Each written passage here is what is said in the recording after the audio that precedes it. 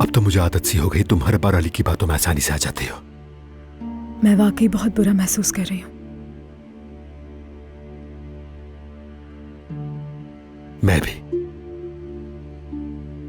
यकीन करो, मुझे भी बुरा लगा है।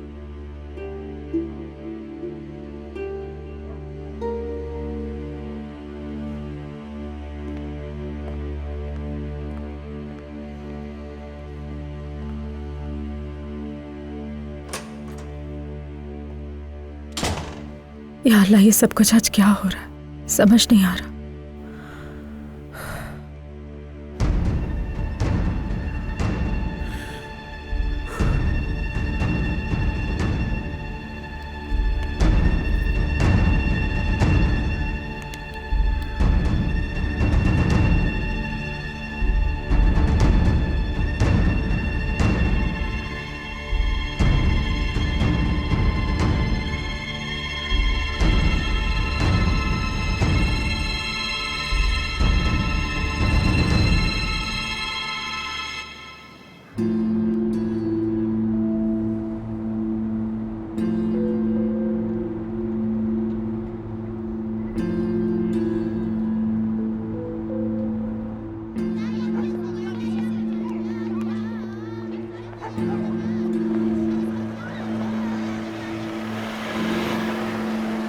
जरा वहाँ तो देखो, फिर से एक बड़ी गाड़ी इनके घर के सामने खड़ी हो गई। पता नहीं उस घर में सबको क्या मिल रहा है। वैसे ये है कौन?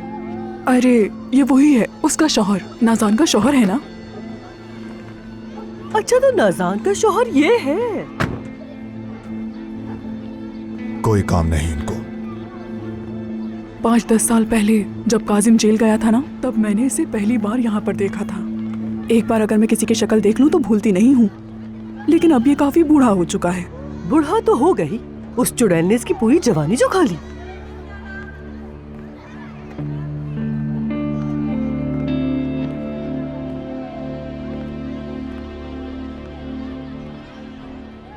नाज़ान, अगर जहमत ना हो तो जाकर ये कालीन झाड़ दो। नाज़ान, लड़की तुम्हें सुनाई नहीं दे रहा? आज शाम मेहमान आएंगे, चलो जल्दी करो। तुम क्या कर रहे हो यहाँ जाहिद? बेवकूफ, वापस जाओ, तुम्हें क्या कुछ भी हो उसके साथ।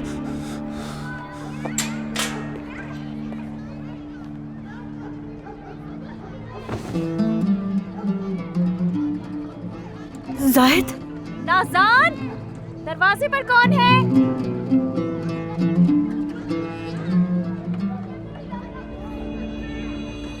एक तो तुम अपनी मर्जी से पूल में तैरना शुरू हो जाती हो। किसी डॉक्टर से पूछो कि तुम्हारे लिए सही है भी या नहीं। हाय मेरी अम्मी जान, अपने नवासी की कितनी फिक्र है। इस वक्त हमाम में जाने की क्या जरूरत है नीना? जब भी मैं खुद को रिलैक्स करने की बात करती हूँ, आप मुझ पर चढ़ दौड़ती हैं। मेरे दिमाग में इस वक्त सिर्फ और सिर्फ हमाम में जाना आ रहा है अम्मी। हमाम में क्या कर रही हो? हाँ अभी हमाम तुम्हारे लिए ठीक नहीं है। इस स्टेज में हमाम में नहीं जाते ना। अब ये औरत यहाँ पर आकर भी हमें तंग किया करेगी। अलीना, तुम इसे छोड़ो, चलो यहाँ से। हाँ, तुम्हारे पूल में भी गई मैं, और अभी जाकर अपना बाथ टब भी एंजॉय करूंगी। तुम फिक्र नहीं करो, एक दफा बच्चा हो जाए तो फिर इसी हमाम में आकर अपना गुस्ल करूंगी। कॉम्प्लेक्स्ड। बहुत सालों से तुम्हारे दिल में ये सब था ना? हाँ, ये पूल, ये हमाम, बाथ टब, तुम किस कदर कॉम्प्लेक्स का शिकार हो। गरीब, ऊपर से मुस्कुरा रही है। तुम्हें देखकर हंसी आ गई। हफीजा, देखो इसे यहाँ से ले जाओ, वरना कहीं कुछ बुरा ना हो जाए। चलो बेटी। आयतुल साहिबा, अब वो वक्त नहीं रहा कि हफीजा आओ, हफीजा ये करो, हफीजा ये ले आओ। ये नौकरानी नहीं है। बस करो, चलो। रुक जाए अम्मी, रुके। देखें तो सही, क्यों मुस्कुरा रही है, बताओगे मुझे? बता दूं क्या? ये जानना चाह रही है मुझसे। अलमास, मैंने कहा बस करो। बताओ भी, बताओ, दिल में नहीं रखो, शायद मैं भी मुस्कुरा दूं। बताओ ना। तुम हंसोगी, हंसी आएगी तुम्हें। अपने रोने वाले हाल पर हंसी आएगी। आखिर तुम्हें मुझसे मसला क्या है, बदतमीज? अलीना, खुदा के वास्ते छोड़ दो, इसके मुंह मत लगो। बताओ, बताओ, तुम क्यों मुस्कुरा रही थी, बताओ मुझे। जो दिल चाहा कह दिया मुझे, तो मैं भी अपने कमीनेपन पर उतर आती हूँ। अपना हाल खुद देखो। तुम्हें अपने होने वाले बच्चे का भी क्या फायदा पहुंचा? देखो कहाँ है अली?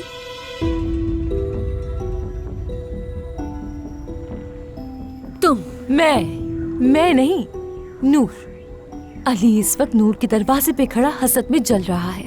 हाँ, अब बोलो, क्या होता है कॉम्प्लेक्स होना? कितनी बदतमीज कमाल लड़की हो तुम। तुम्हारी जबान की कुछ भी नहीं कर सकती हैं आप।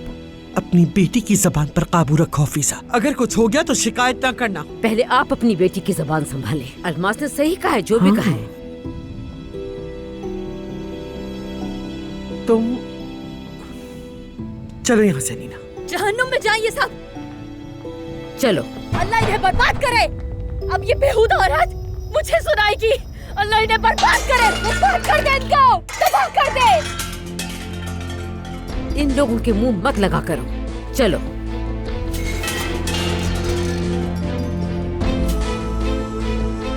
चलो अलीना, जलती रहो। तुमसे पहले अगर मैंने निकाह नहीं किया तो मेरा नाम अलमास नहीं।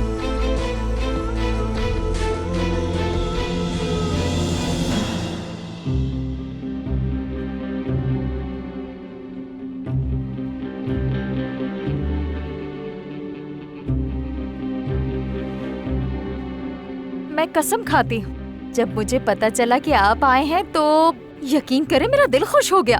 अरे बहनोई जी, मुझे आपको देखने का बहुत दिल कर रहा था, लेकिन एक शिकायत जरूर है आपसे। अगर मालूम होता कि आप आ रहे हैं तो हम कुछ तैयारियां कर लेते। मैं यहाँ बैठने नहीं आया। अच्छा है, फिर भी आ गए। आ तो गए, शुक्र है मेरे अल्लाह का। मैं सच कहूँ आपसे, हम इतने गमगीन हुए कि हमारी आंखों से नींदें उड़ गई। और आप इसकी हालत तो देखें कि आपके बगैर ये कैसी हो गई है। न कुछ खाती है न पीती है।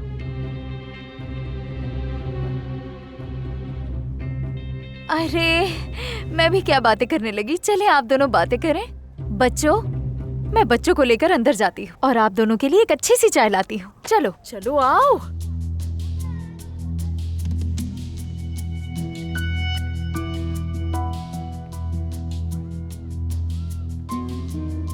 जानती हूँ तुम्हारा दिल नहीं कर रहा मेरी तरफ देखने को। सोच रहे होगे क्या अजीब हाल बना रखा है।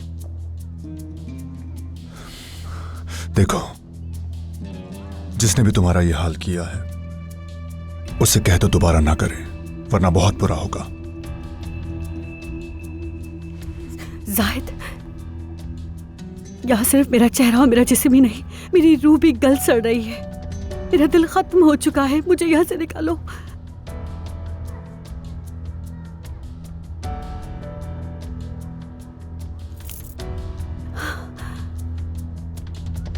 ये तुम्हारे पास थे? मुझे लगा ये तुमसे छुपा लिए गए हैं और शायद मुझे भी कभी ना मिले। इस नेकलेस से कितनी यादें जुड़ी हुई हैं हमारी। खुदा का शुक्र है।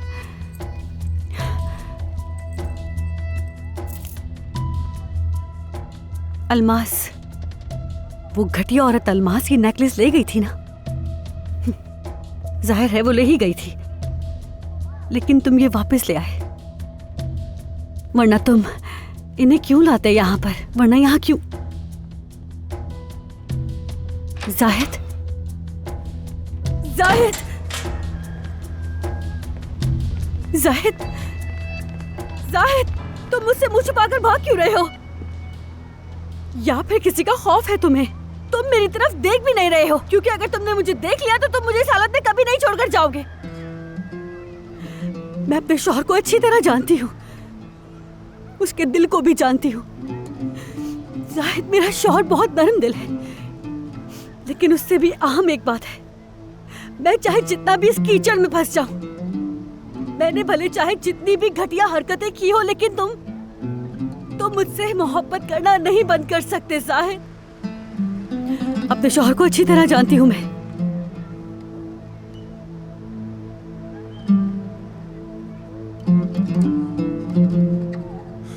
तुम जानती हो मेरे दिल को? अगर जानती हो तो इतने सालों तक मुझे धोखा क्यों दिया? हाँ, तुमने मुझे दबा कर रखा, इल्जाम लगाया तुमने मुझ पर। मेरी आंखों में देखते हुए क्यों इतना बड़ा झूठ बोला तुमने? क्या करता मैं तुम्हारे साथ नाज़ान? हाँ, मैं तुमसे मोहब्बत करता था। मैं मानता हूं, मैं बचपन से तुमसे मोहब्बत करता था। फिर तुमने क्या सोचा? अगर मुझे मालूम होता कि तुम बांझ हो तो क्या करता मैं? क्या मैं तुमसे मोहब्बत ना करता? क्या मैं तुम्हें छोड़ देता? तुम्हें घर से निकाल देता? क्या डर था तुम्हें? किस चीज का डर था? मुझे बताओ कि क्या सोचकर तुमने ऐसा किया? मैंने तुम्हारी वजह से नहीं, तुम्हारी खाला की वजह से किया। खाला की वजह से किया? हाँ, तुम्हारी खाला की वजह से। आज तुमने उस औरत के पेट में मौजूद बच्चे के लिए उसको सपोर्ट किया, लेकिन कभी तुमने मुझे सपोर्ट किया? कभी मेरे लिए सामने आए हो जाहिद? क्या ये कहा कि मैं तुम्हारा साथ देता, सबके खिलाफ खड़ा हो जाता और ना ही तुम्हें तलाक देता? इतने सालों में क्या तुम नहीं जानते क्या क्या हुआ है मेरे साथ जाहिद? तुमने एक दिन भी मेरा साथ नहीं दिया। एक दिन भी तुमने मेरा साथ नहीं दिया जाहिद। वो खुद भूल गई कि वो किस गंदगी से निकल कर आए हैं और अली के पैसों की बदौलत सोसाइटी में आकर मुझे ताने देते थे। सिर्फ यही नहीं जाहिद, अगर अली ना होता तो तुम अपनी खाला को यहाँ लाकर मुझसे शादी करने की जुर्रत भी ना करते। तुम्हारी आंखों के सामने मैंने उस घर में न जाने क्या क्या नहीं झेला, ताने खाए, गालियाँ खाई, मार खाई। तुमने कब मेरा साथ दिया? बोलो जाहिद, तुमने कभी भी ऐसा कहा कि ये मेरी बीवी है, उसके साथ ऐसा ना करे? अभी हम बच्चे के बारे में कोई प्लानिंग भी नहीं कर पाए थे कि उनकी बेटी प्रेग्नेंट हो गई। मुझे ताना देती थी, अगर तुम बच्चा नहीं दे सकती तो किस काम की हो तुम नाज़ान? बच्चा पैदा करो नाज़ान, प्रेग्नेंट कब होगी नाज़ान? और हर रोज नाज़ान इन सब चीजों का सामना करती थी। अपनी शादीशुदा जिंदगी का सही से आगाज भी नहीं किया था और उसने ताने सुनना शुरू कर दिए थे। लेकिन तुमने क्या किया? खामोश होकर बैठे रहे, तमाशा देखते रहे खामोशी से। हम जब डॉक्टर के पास जा रहे थे तो मैं अच्छी तरह जानती थी कि अगर मुझ में कोई खामी हुई तो वो मुझे घर से निकाल देंगे, और तुम उस वक्त भी मेरा साथ नहीं देते। तो बताओ मैं फिर और क्या करती जाहिद? सालों तक अली के साए तले उन्होंने तुम्हें दबा कर रखा है जाहिद। तुम मेरा साथ क्या देते? तुम्हारे पास तो फुर्सत ही नहीं थी और मैं रोजाना उनके ताने खाती रहती थी जाहिद। क्या मुझे सिर्फ उन्होंने दबाया नाज़ान? हाँ? और तुमने क्या किया? तुमने मुझे सिर्फ ये यकीन दिलाया कि मैं बाप नहीं बन सकता। तुमने मुझे बार बार ये बावर करवाया कि मैं मर्द हूँ ही नहीं और अपने पैरों तले रौंद दिया मुझे। मैंने खराब कर दिया, हाँ सब खराब कर दिया। तुम्हारी बुज़दिली और तुम्हारी कमजोरी ने मुझे झूठा बनाया और मेरा जब दिल जलता था तो मैं तुम्हें तकलीफ देती थी। लेकिन मैंने ये झूठ तुम्हें तकलीफ पहुंचाने के लिए नहीं बोला था। मैंने ये झूठ बोला क्योंकि तुम्हें खोना नहीं चाहती थी। अगर उन्हें मालूम हो जाता तो वो तुम्हें मुझसे अलग कर देते, कोई ना कोई साजिश करके मुझे तलाक दिलवा देते तुमसे। मैंने तुमसे मोहब्बत की वजह से झूठ बोला जाहिद। अल्लाह की कसम, अगर मुझे जरा सा भी यकीन होता कि तुम मेरा साथ दोगे तो मैं ये कभी भी ये सब नहीं करती।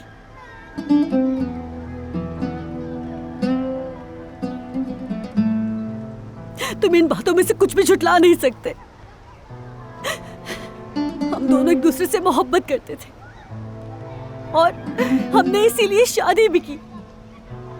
मैंने जो कुछ भी किया, अच्छा या बुरा, क्योंकि तुम जैसे बेबस और कमजोर आदमी से मोहब्बत करती थी।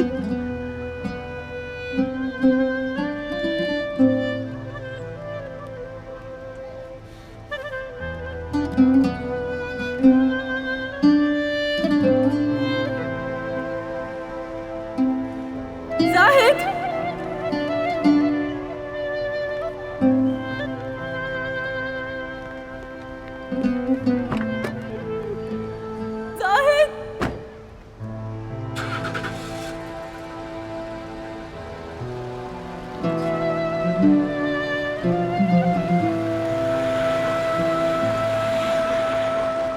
भाग जाओ जाहिद, भाग जाओ। बहुत ही बुज़दिल हो तुम।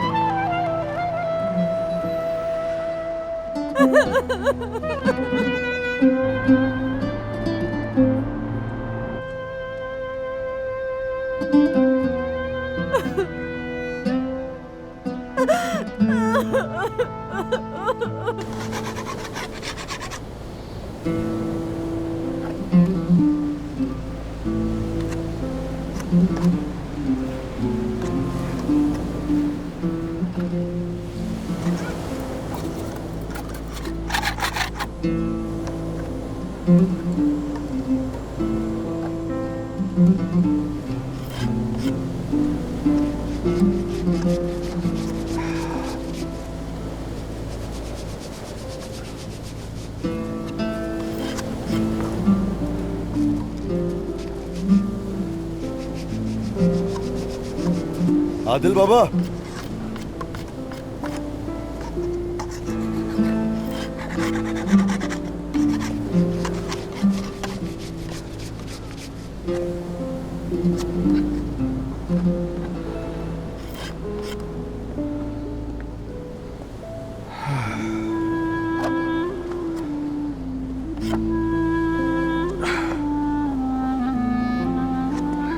शायद मैं भी कर सकता हूँ ये। क्या सलाम करने आए थे? हाँ। देखो हाथ में कहीं कलर तो नहीं लग गया। आपके ये इम्तिहानात कभी खत्म नहीं होंगे ना? क्या कहूँ बेटा, जिंदगी नाम ही आसमानी इम्तिहान का है ना बेटा? क्या तुम्हें आदिल बाबा का इम्तिहान मुश्किल लगता है? पहले मैं आपके गले लगना चाहूंगा। अच्छा। मेरा नालायक बेटा। सही पहचाना। इस वक्त मैं भी एक इम्तिहान में हूं, इसलिए यहां आ गया। हो सकता है आपके पास हल हो। ठीक है, चलो वहां बैठकर बात करते हैं।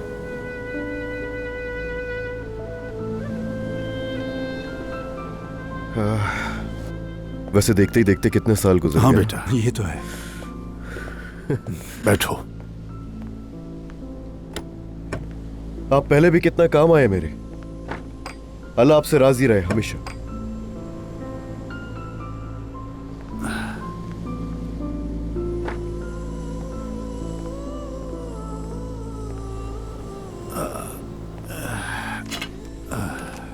मैं डाल के दे देता हूं आपको। ये लें अपनी चाय। बड़ी खिदमत की तुम्हारी। जब तुम छोटे छोटे नेकर में यहां वहां घूमते थे तो किसी की नहीं सुनते थे। ना तुमने सुनी और ना ही मैं तुम्हें समझा सका। तुमने गाड़ियों का काम तो किया, मगर तुमने कश्तियों का काम क्यों नहीं किया? बाबा, समंदर यही है ना, और ये भी हो सकता है कि रिटायरमेंट के बाद मैं कश्तियों का काम भी शुरू कर दूं। देखो, मैं तुम्हें इस बेहतरीन से लिबास में पसीना बिल्कुल बहाने नहीं दूंगा। वक्त कितनी जल्दी गुजर जाता है ना। अब चाय पीते हुए मुझे बताओ कि तुम्हें मुझसे क्या काम है? दरअसल एक आदमी है, उसका नाम करीम संजगतार है। मुझे उसका माजी, उसका हाल, उसके बारे में हर एक चीज जाननी है बाबा। वाह, हैरत की बात है बेटा। चलो माना कि तुमने आदिल बाबा का सबक बुला दिया, लेकिन उसने इन कामों से भी तौबा कर ली। क्या ये भी भूल गए? बाबा, आप समझ नहीं रहे हैं मेरी बात। आपने अगर ये काम नहीं किया ना, तो हो सकता है कि किसी की जान चली जाए मेरी वजह से। देखिए बाबा, मैं बहुत कोशिश कर चुका हूं, लेकिन मुझसे कुछ नहीं हो पाया। वो कोई आम आदमी नहीं है। यकीन करें, मैंने हर एक चीज बारीकी से देखी, मगर कुछ नहीं समझ आया। वो एक साफ सुथरा किताब का सफा है, उसको समझना बहुत मुश्किल है। मुझे तो ये भी नहीं पता कि जैसा वो आदमी दिखता है असल में वो है भी या नहीं। हाँ, तुम बिल्कुल ठीक कह रहे हो बेटा, लेकिन क्या तुमने इन बूढ़े हाथों को नहीं देखा? बात सुने बाबा, ये मामला मेरे लिए बहुत अहम है। यहां पर बात दौलत वगैरह की नहीं है। दरअसल ये जो मामला है ना, ये मेरे दिल का मामला है। मेरे दिल का मामला है, इसलिए मैं खुद चलकर आपके पास आया। अच्छा, अगर ऐसा है और बात तुम्हारी दिल की है तो मैं तुम्हारा भरपूर साथ दूंगा। मुझे पता था आप मुझे ना उम्मीद नहीं लौटाएंगे। शुक्रिया आपका। चले बाबा, मैं चलता हूं। अब आप मेरे जाने के बाद ये सोचिएगा कि हमें इस पर क्या करना है। दोबारा मिलेंगे। चलो बेटा, ख्याल रखना। आप भी ख्याल रखिएगा अपना।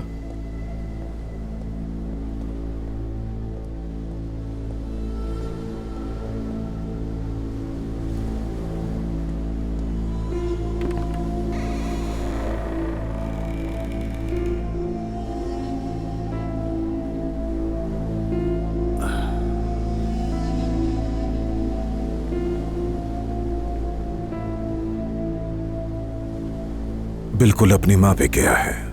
चुप कर जाओ। फिर से आएगा। अगर आ भी गया तो क्या होगा? बताओ ना, क्या होगा? एक नजर भर के तुम अपने बेटे को देख नहीं सकते, कुछ नहीं कर सकते तुम।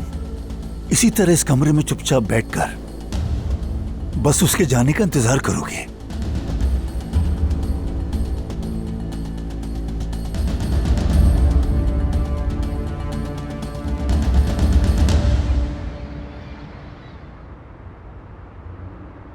मैं भी आपसे बात करना चाह रही थी, लेकिन मुझे मौका ही नहीं मिल सका। एजेंसी आना था मुझे, और कुछ यानी मतलब मुझे कुछ काम करना था। करीम संजगतार की महबूबा को पैसों की जरूरत पड़ गई। फराज साहब, मैं सीरियस हूँ। अगर तुम्हारे महबूब ने डील मुकम्मल ना की तो बहुत जल्द मुझे पैसों की जरूरत पड़ जाएगी। मैं खुद उनसे बात करना चाह रहा हूँ, लेकिन वो है कि हम कुछ और करने के बारे में सोच सकते हैं। मुझे नहीं लगता करीम अभी इस हालत में है कि ये काम कर पाए। तो तुम्हारा मतलब है उसे इस शूट वगैरह की कोई जरूरत नहीं रही? नहीं, मजाक छोड़े तो आगे बात करना चाहूंगी। ठीक है। अब मेरी बात सुनो, मैं तुम्हारे घर के करीब हूँ, बल्कि ऊपर वाले कैफे के सामने पहुँचने ही वाला हूँ। अरे ये तो करीब ही है, बस मैं 5 मिनट में पहुंच जाऊंगी। ठीक है, इंतजार करता हूँ।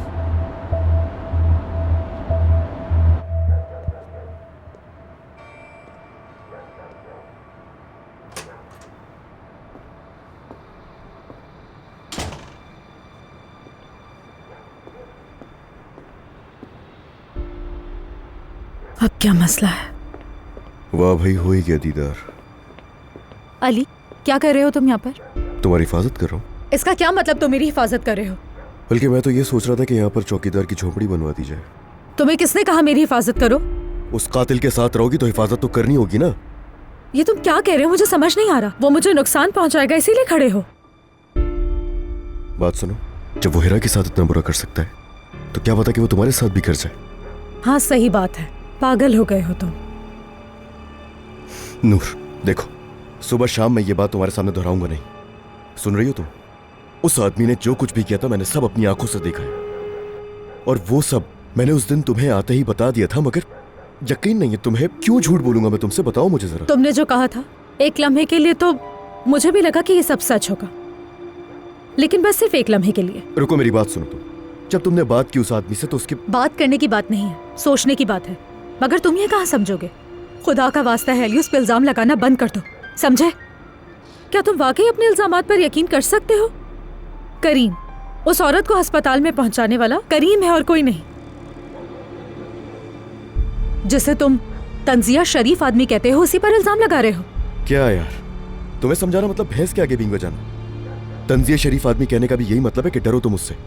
बस करो अली, खुदा के लिए तुम वाकई बेवकूफ होते जा रहे हो। शायद ये भूल गए हो कि करीम पर कितनी दफा हमला कर चुके हो। जिस आदमी पर तुम इस तरह का इल्जाम लगा रहे हो उसको कितनी दफा तुम मार चुके हो। यानी हाथ उठाया तो इसका मतलब कि वो बेगुनाह हो गया? अली, क्या तुम पुलिस हो, सरकारी वकील हो, जज हो? तुम ही उसे सजा दोगे और तुम ही उसे बरी करोगे। तुमने पहले ही पुलिस से काफी बात कर ली है और वो तफ्तीश कर चुके हैं। सिवाय तुम्हारे और किसी ने भी उसको मुल्जिम नहीं ठहराया है। बस उसने कॉल की थी मुझे ये सब होने से पहले।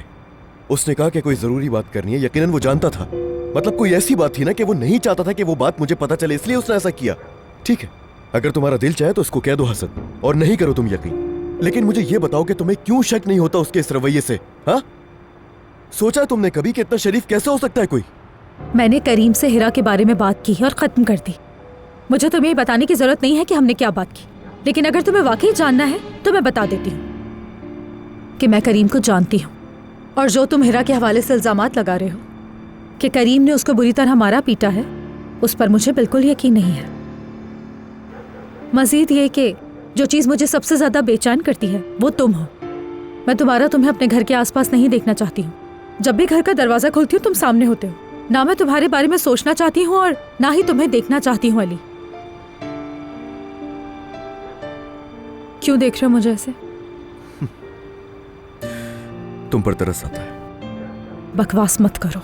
तुम सिर्फ मुझे जलाकर मुझसे भागने की इस कदर कोशिश में मुब्तला हो कि तुम्हारे पास जरा सी अकल नहीं बची ये सोचने के लिए कि तुम्हारे इर्द गिर्द क्या हो रहा है। सही कहा, मेरे अंदर वाकई अकल बाकी नहीं रही है, वरना मैं यहाँ खड़े होकर तुमसे बात ना करती।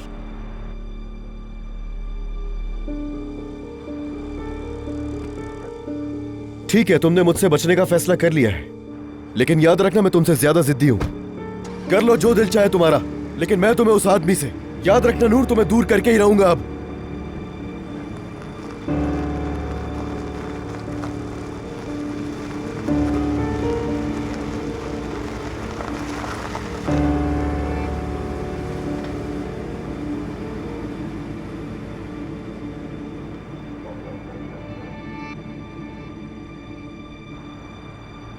तुम्हारी शराफत तो अब निकलने वाली है, बहुत जल्दी वो वक्त भी आएगा।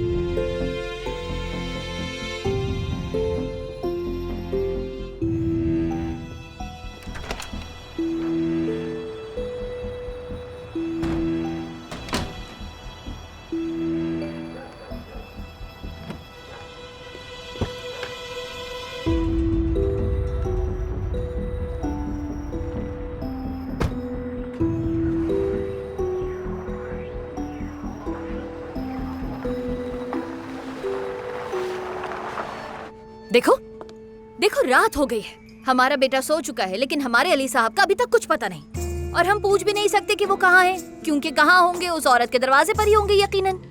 वो बदतमीज बद अखलाक औरत को अपने सर पर चढ़ाकर घूम रहे होंगे अली साहब, और क्या। देखो, मैं तुम्हें कुछ कहने से गुरेज कर रही थी ताकि तुम्हें नाराज ना करूं, लेकिन तुम्हारी इस हालत में मैं खामोश नहीं बैठ सकती अलीना। अम्मी, अल्लाह के वास्ते अगर आपको भी वही बातें दोहरानी है तो प्लीज चुप हो जाइए। अगर तुम इसी तरह गुस्सा करती रही तो तुम्हारे ख्याल से मुझे तुम्हें और क्या कहना चाहिए? हाँ, मैंने कहा सुकून से रहो, गुस्से से खुद को दूर रखो, लेकिन तुम्हें अपनी जिद के आगे कुछ दिखाई नहीं देता। आपको क्यों समझ नहीं आ रहा? मैं कह रही हूँ मेरे पास सुकून से बैठने का वक्त नहीं है। अल्लाह ना करे वो अस्पताल में।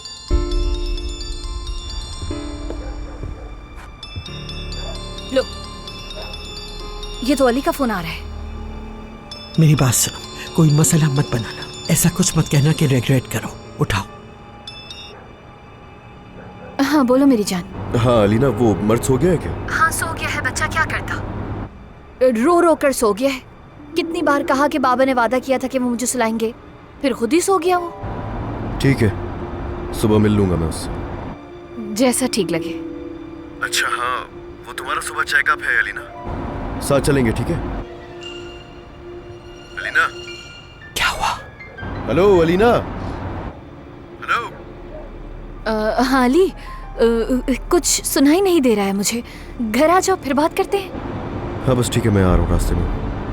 अच्छा सही है, फिर मिलते हैं। अलीना, क्या बात है, तुम मुझे डरा रही हो? अस्पताल जाना है उसको, साथ जाने का कह रहा है वो। साथ जाएगा तो उसे सब पता चल जाएगा कि कोई बच्चा नहीं है। आहिस्ता बोलो, आहिस्ता बोलो। तुम जानती हो कलमा सही है, फरहाद भी वापस आ चुका होगा। बात सुनो, क्या तुमने उसे बताया कि तुम्हारा मिसकैरेज हो गया? नहीं अम्मी, वो नहीं जानता। वो अनकरा में था, आज वापस आएगा।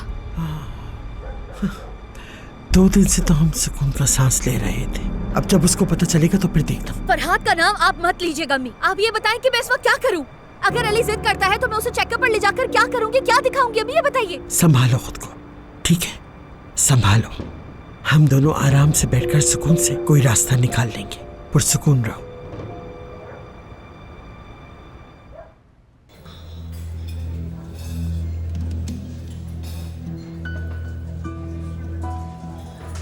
सुनो, तुम मुझे गलत मत समझना, लेकिन हीरा इतनी पुरस्कार, इतनी अजीब औरत है कि मैं यकीन से कह सकता हूँ कि पुलिस मुझ समेत कई मुश्तबा अफराद निकालेगी। बस भी करते हैं, उसके बारे में ऐसी बात नहीं करनी चाहिए। वो बेचारी हॉस्पिटल में पड़ी हुई है। ठीक है, मुझे शर्मिंदा मत करो। मुमकिन तौर पर यह कोई चोरी का मामला होगा। शायद कोई घर में दाखिल हुआ है और उसने मुज़ाहमत की। उम्मीद करता हूँ कि वो ठीक हो जाए और आकर हमें परेशान करती रहे। खैर छोड़ो ये सब, अब इस टॉपिक को बंद कर दो। चलो अपनी प्यार भरी जिंदगी के बारे में बताओ।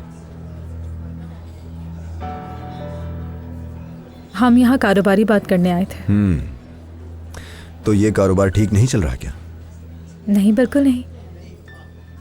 मतलब आप जानते हैं मुझे अपने प्रिंसिपल और चीज़ों पर बात करना पसंद नहीं है। अरे बस करो नूर, तुम्हारे सामने कोई मैगजीन रिपोर्टर नहीं है, क्या हो गया? ना ही मैं कोई तजस्सुस करने वाली औरतों की तरह हूं, लेकिन अली के बाद इस खबर ने मुझे सबसे ज्यादा हैरान किया है। ये भी ठीक कह रहे हैं, यानी एक दूसरे को जानने की कोशिश कर रहे हैं। दाद देनी होगी करीम साहब को, क्योंकि उन्होंने तुम्हें राजी करने में, कायल करने में कोई कसर नहीं छोड़ी। हाँ, कुछ ऐसा ही हुआ। अली के बाद करीम संग जगतार का इंतखाब बहुत गैर मुतवक्का है। ये दोनों एक दूसरे के मुकम्मल तौर पर मुखालिफ हैं। एक बहुत ही ईमानदार और शरीफ आदमी है, और दूसरा उसका शुमार पागलों में आता है। अगर आप अपने भाई के बारे में ऐसा कह रहे हैं तो अगर आपको भी मैं इसी लफ्ज़ से नवाजूं तो ये बिल्कुल भी गलत नहीं होगा, है ना? करीम साहब को ये मालूम है कि आप अब तक अपने साबका शौहर का दिफा करती रहती हैं? गुस्सा दिलाने की कोशिश मत करें।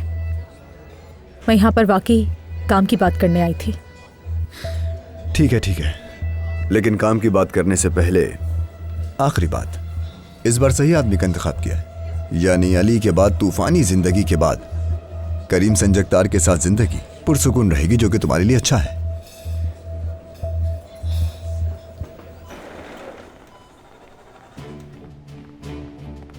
आपके पास सिर्फ 2 मिनट है करीम साहब। हमारे डॉक्टर इस मामले में बहुत हसास हैं।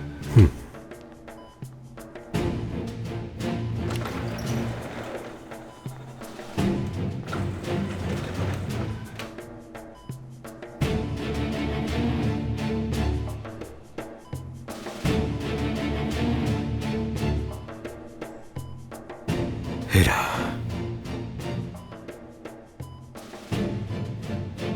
हेरा,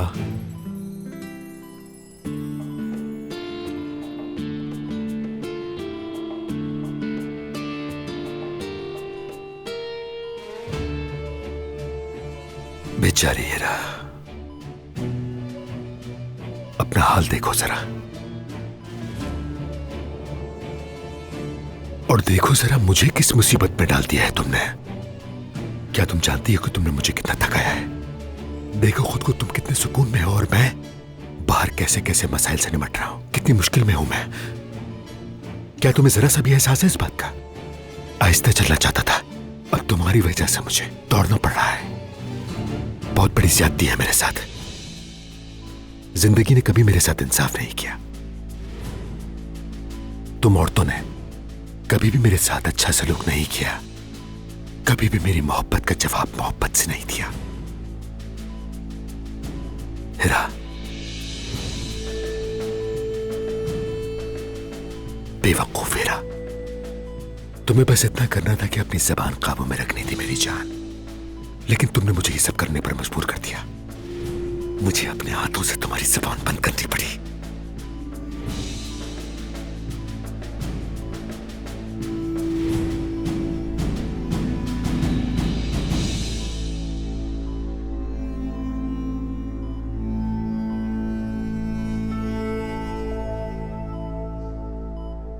हेरा, हेरा, तुम परेशान मत होना, क्योंकि मैं तुम्हें माफ कर दूंगा।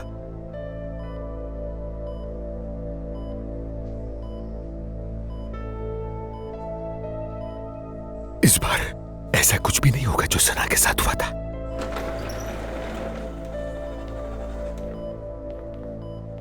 करीम साहब, प्लीज अब आप बाहर जाइए। ठीक है।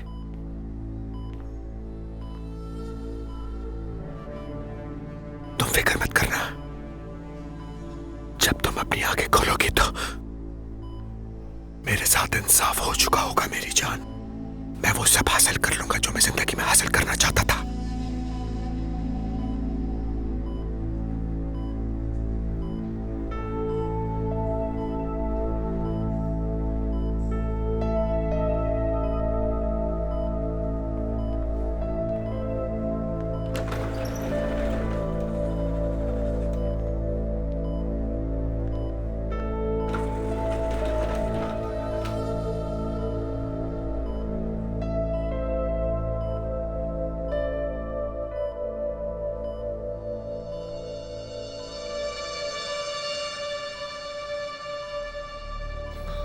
हेरा के साथ जो हुआ है, करीम उससे बहुत मुतासिर हुआ है। इस वक्त आपका किसी किस्म की डील के बारे में बात करना मुनासिब नहीं होगा। ठीक है, मैं इस वक्त थोड़ा मुश्किल वक्त से गुजर रहा हूँ। तुम्हें भी पैसों की तंगी है तो करीम की मदद के बगैर हम ये मसला हल नहीं कर सकेंगे। शायद इस वक्त मुझे इन मामलात को छोड़ देना चाहिए।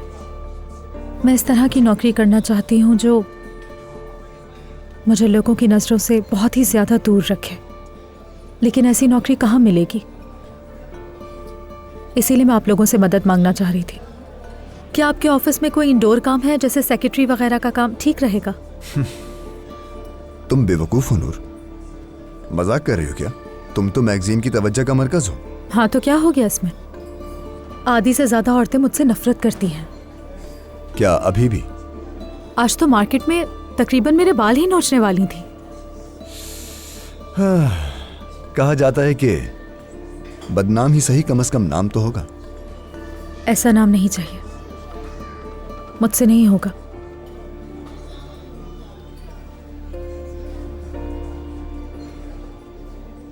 आप ऐसे क्यों देख रहे हैं मुझे? छोड़ दो। कुछ कहना चाहते हैं क्या? कहीं तुम ये तो नहीं कह रही कि तुम्हारी आंखों में ये मायूसी और दूर जाने की ख्वाहिश कुछ ज्यादा ही है? सच कहूं तो मुझे आज आपकी इन बातों से हैरानी हो रही है। अगर तुम्हारी जगह पे कोई भी होता तो अपनी जिंदगी के इस बेहतरीन मौके पर जो तुम्हारे पास है अपने करियर को छोड़ना पसंद नहीं करता, खासतौर पर जबकि तुम नूर संजगतार बनने के बहुत करीब हो। अब बस भी करते हैं। इतना हैरान होने की जरूरत नहीं है। वो आदमी तुम्हें बगैर किसी वजह की शादी की पेशकश कर रहा है और उसने तुम्हें अली के हाथों से भी छीन लिया है। तुमसे मोहब्बत करता है तो क्यों ना उससे एक बार कुछ मांग लिया जाए। अब समझी मैं, आज आपसे मैं काम की बात कर ही नहीं सकती। बहुत देर हो गई है, चलना चाहिए मुझे। अच्छा, कल मुझे फोन करना। उस चाय वाले से हमें खास शिकवा था, शायद मैं कुछ सोच सकूं। बहुत हंसी आई मुझे।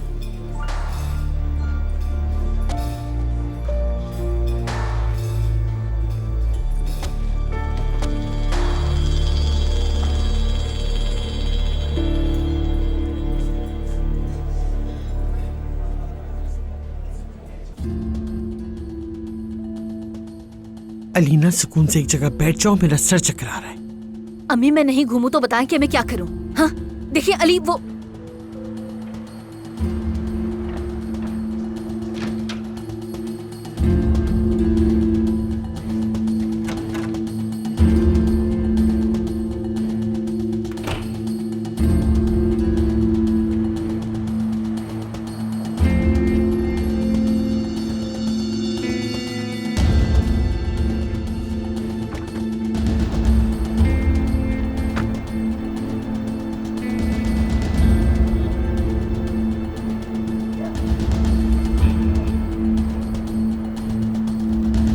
आ गया अम्मी, वो आ गया। चलो जल्दी करो, अब जैसे प्लान किया था वैसे सोचा।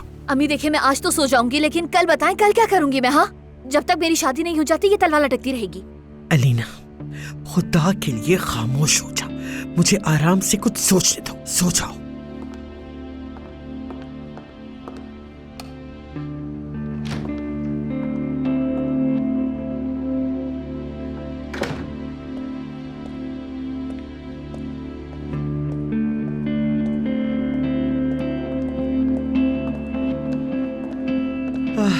आओ बेटा। अलीना तो सो गई। सो भी गई वो? लेकिन उसे तो बात करनी थी मुझसे। किस बारे में? मर्द के बारे में, और किस लिए बात करेंगे। खैर, वैसे भी हम सुबह हॉस्पिटल जाएंगे साथ में, तो मैं रास्ते में ही बात कर लूंगा उससे। अलीना डॉक्टर तब्दील करना चाहती है, वो अपने डॉक्टर से खुश नहीं है। मैंने एक नया डॉक्टर ढूंढा है, कल सुबह हम साथ जाएंगे, तो मैं आने की जरूरत नहीं। एक मिनट। 40 साल पुराना हॉस्पिटल है, क्या मतलब है इस बात का? क्या खुश नहीं है? उसी हॉस्पिटल ने अलीना की जिंदगी बचाई है। मामूली जख्म भी होता है ना, तब भी उसी हॉस्पिटल लेके जाता हूँ उसको। अब अचानक क्या बुराई आ गई उसमें? और वो जो अलीना का डॉक्टर है वही डॉक्टर मर्द का भी है। मर्द की पैदाइश के वक्त वो वही मौजूद था। अरे अली, क्या अब अलीना के डॉक्टर का फैसला भी तुम करोगे? हाँ, क्योंकि मुझे हक है। वो बच्चा मेरा भी तो है ना। मुझे तो बिल्कुल नहीं समझ में आ रहा कि 40 साल पुराना हॉस्पिटल छोड़ देना चाहिए। कुछ तो जरूर हुआ है और वो मैं मालूम करके रहूंगा। Good evening. Good evening. खैरियत है? क्या कोई बीमार हो गया है? बस इसी की कमी थी। नहीं, ऐसी बात नहीं है कोई। अलीना डॉक्टर बदलना चाहती है और कुछ नहीं। लेकिन क्यों? क्या कुछ गलत हुआ है?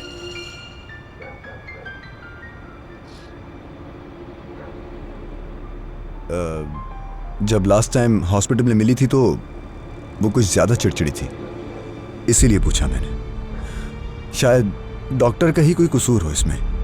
तुम तो थके हुए होगे ना, अपने कमरे में जाओ। अली है ना यहाँ, तुम्हें इससे क्या। शब बखैर। तुम्हारा वक्त भी खत्म होता जा रहा है वैसे।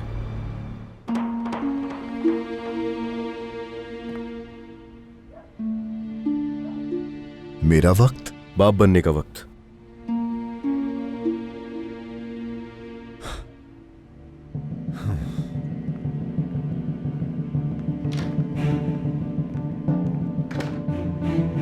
आपको फराद से आखिर तकलीफ क्या है? हर बात में बोलता है, हर मामले में आ जाता है। बिल्कुल पसंद नहीं मुझे। हर जगह दंदनाता हुआ आ जाता है। तुम्हारे पापा के खानदान से बिल्कुल नहीं लगता मुझे। पता नहीं किस पर क्या है। खैर, कुछ और बात कर रहे थे हम। अली, अब तुम अस्पताल और डॉक्टर के बारे में झगड़ा मत करो। क्या हो गया है तुम्हें? वो उम्मीद से है। वो चाहे तो अपना डॉक्टर बदल सकती है और चाहे तो अस्पताल भी बदल सकती है। तुम मर्द हो, तुम नहीं समझोगे। परेशान हो रही है वो, समझो उसको।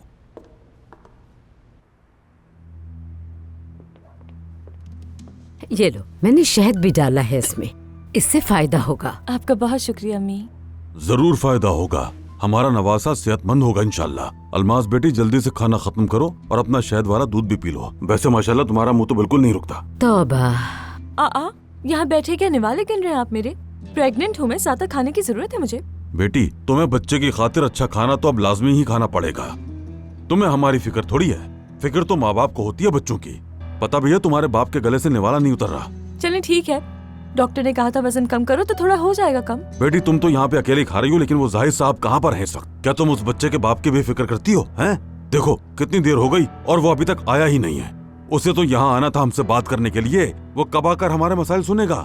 कुछ पता ही नहीं है हमें। अच्छा बताएं ना, अल्लाह के वास्ते मुझे बताएं कि आपके साथ क्या मसला हो गया है? अचानक बैठे बैठे क्या हो गया है आपको? तुम खुद मसला हो बेटी, मगर तुम इसका हल नहीं हो। कहाँ है वो वकील जिसे आज खबर देनी थी? हाँ, अभी तक तलाक का कुछ पता ही नहीं है। कुछ ही दिन तो गुजरे हैं, वो क्या करे बताएं? अपनी अदालत लगाकर बैठ जाए क्या तलाक के लिए? बेटी, मैं पेट की बात कर रहा हूँ, पेट की। दिन बढ़ते जा रहे हैं और ये पेट बढ़ता जा रहा है। वो कब उसे तलाक देगा और कब तुमसे आकर शादी करेगा? ये मोहब्बत बदुआ बन गई है।